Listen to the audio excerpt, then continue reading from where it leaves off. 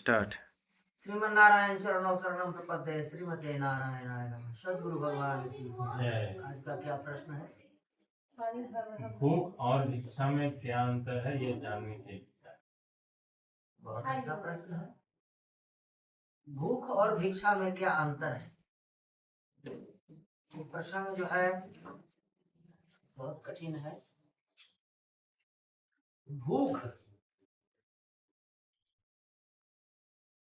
भूख जो है उसका अंत नहीं है। भूख अनंत है।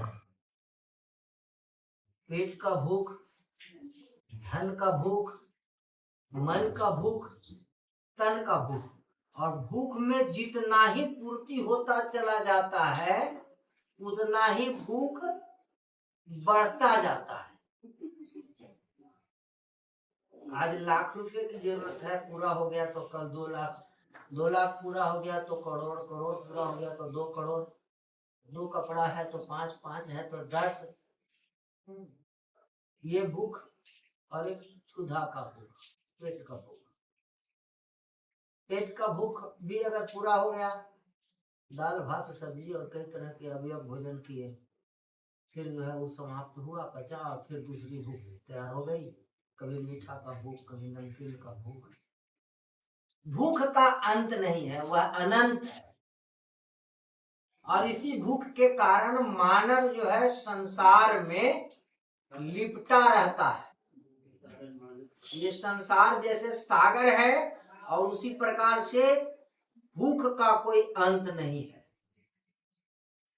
रही भिक्षा की बात, तो भिक्षा में तृप्ति है। भिक्षा में तृप्ति है। भोजन की आवश्यकता है। 2 घर, 1 घर, 4 घर चले गए, जो प्राप्त हो गया, पा लिया, तृप्ति हो गई, सो गए। पुनः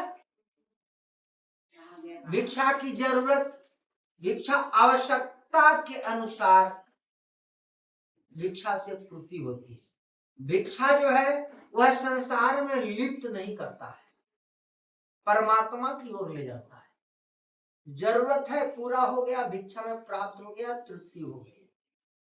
जैसे सुदामा जी हमारे भगवान कृष्ण के अनन्य भक्त थे, वे भिक्षाटन करते थे।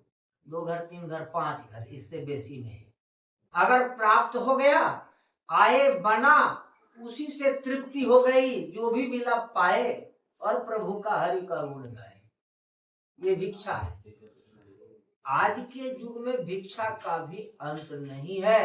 कोई धर्म के नाम पर भिक्षा मांग रहे हैं, कोई मंदिर के नाम पर भिक्षा मांग रहे हैं, कोई सत्ता के नाम पर भिक्षा मांग रहे हैं, कोई संस्था के नाम पर भिक्षा मांग रहे हैं।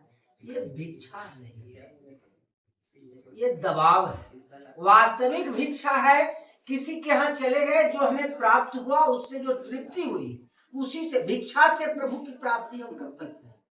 लेकिन भूख से हम प्रभु की प्राप्ति नहीं कर सकते हैं। भूख से हम संसार में ही लिप्त रहेंगे। नमो नारायण। नमो नारायण।